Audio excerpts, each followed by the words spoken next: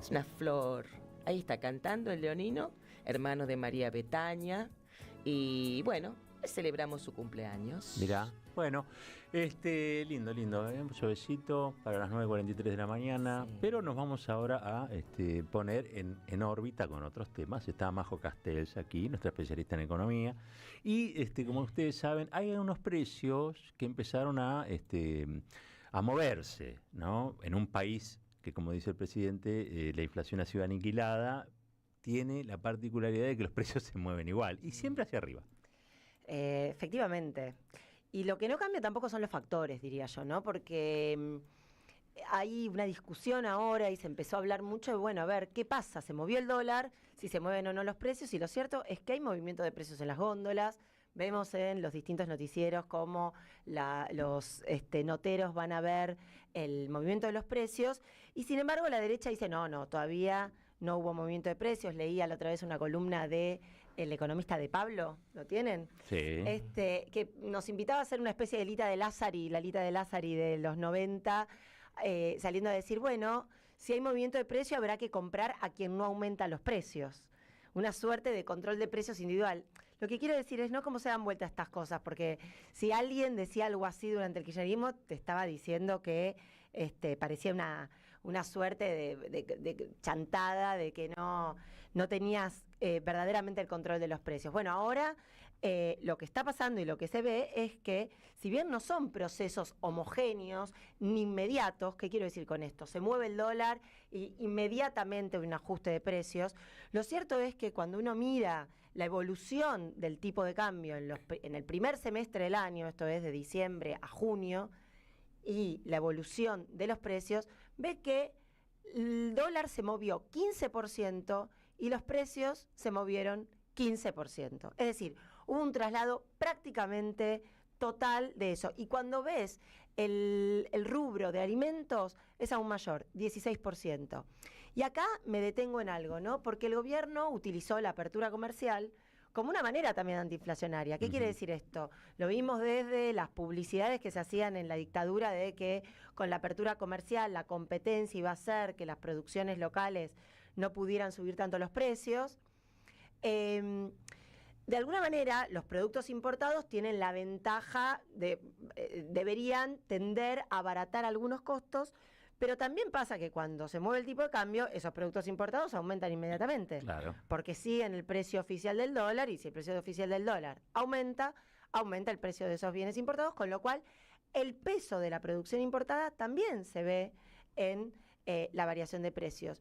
Y hay algo que, digamos, porque no todo fue malo para este gobierno, ¿no? Nosotros dijimos, a veces cuesta entender cómo con una política salarial tan dura, todavía el consumo se siga manteniendo, digamos.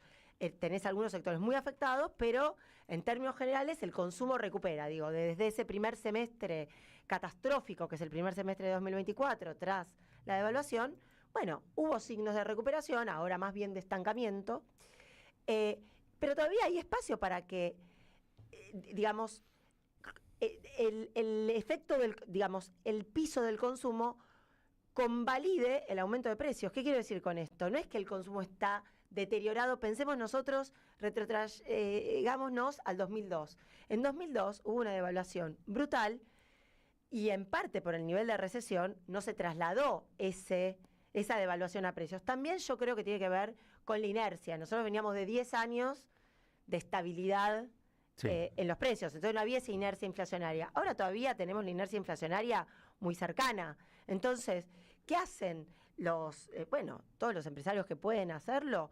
Trasladan a precios el aumento del dólar. Y además con una perspectiva, que ¿cuál es? Que después de las elecciones, lo más probable es que este tipo de cambio vuelva a moverse. Se lo pide el Fondo Monetario de una u otra manera, diciéndole no acumulate dólares, empezás a estar caro. Tiene fecha límite. Tiene fecha límite. Sí. Y acá, entonces, nadie quiere quedarse atrás. Si no vas ajustando los precios a medida que, ajustando quiero decir inflando los precios, no moviendo los precios para arriba a medida que el tipo de cambio aumenta, bueno, lo que va a pasar es que se van a quedar atrás. Entonces, ahí hay un efecto. Y esto lo quiero vincular con otra cosa, ¿no? Que tiene que ver con, también complejizar, porque el tipo de cambio aumentó primero muy fuertemente, al 14%. Vieron que cerró a 1.385 hace unos días, ahora bajó un poco con los 2.000 millones que ingresaron del fondo como parte del acuerdo, pero por eso no es todavía algo tan cerrado, digamos. Primero es un 14%, ahora con la baja se calcula, no llega al 10% de devaluación, pero los precios se están moviendo y eso, bueno, por supuesto que afecta, como sabemos, a todos los que tenemos un salario fijo, a todos los que reciben una jubilación, una pensión, a los que reciben una asignación de algún tipo, porque lo cierto es que no hay ajuste de los salarios inmediato. La otra vez escuchaba algo que me parecía muy interesante también, de cómo los productores de bienes, ¿no?, ven afectado su consumo en doble sentido. Por un lado, porque cayeron los salarios, y por el otro, porque además, con la apertura comercial, se compite con otros rubros. Escuchaba un productor de alimentos decir que ahora no solo compite, digamos, no solo ve, bueno, restringido esto del consumo, digamos, que está más difícil. Yo lo que digo es, no hay una caída del consumo bestial. No hay un desplome vertical, digamos, claro. Pero por supuesto que hay efectos, pero también compite con bazares que venden productos, el típico bazar de productos importados baratos que empezó a florecer nuevamente con la apertura comercial, insisto.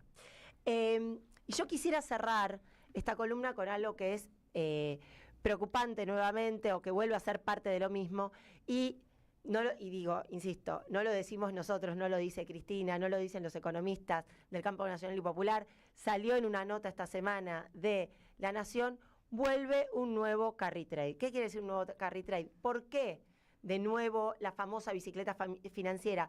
Una nueva burbuja, ¿no? Nosotros vivimos la burbuja con el blanqueo de capitales, vivimos la burbuja que dio, ¿no?, que se pinchó y que después nuevamente se armó con el préstamo del Fondo Monetario Internacional, y ahora aparece una nueva burbuja. ¿Por qué?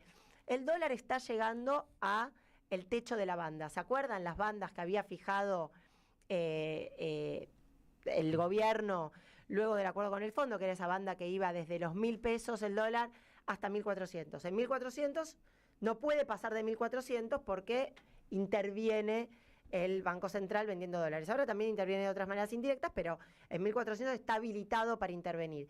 Y estamos llegando ya muy cerca de ese techo. Y las tasas de interés están por las nubes, claro, altísimas. Por lo tanto, se abre espacio para una nueva burbuja financiera, por lo menos ¿hasta cuándo? Hasta las elecciones. Todos esperan, el mercado espera y el gobierno da señales de que eso va a ser así, de que el tipo de cambio no va a pasar de los 1.400 pesos, con tasas de interés muy altas, dependiendo el instrumento financiero que se utilice, pero yo no digo uno, desde el plazo fijo, que es la más baja, hasta las letras que son más tentadoras. Bueno, se espera una nueva burbuja financiera y que haya una calma en el mercado a costa de lo que ya sabemos: empleo, producción, industria, y empleo de calidad y buenos salarios para los laburantes. ¡Qué panorama! Majo Castells, aquí en Caballero de Día. Caballero de Día, en AM 530. Construimos comunidad. Buscamos la verdad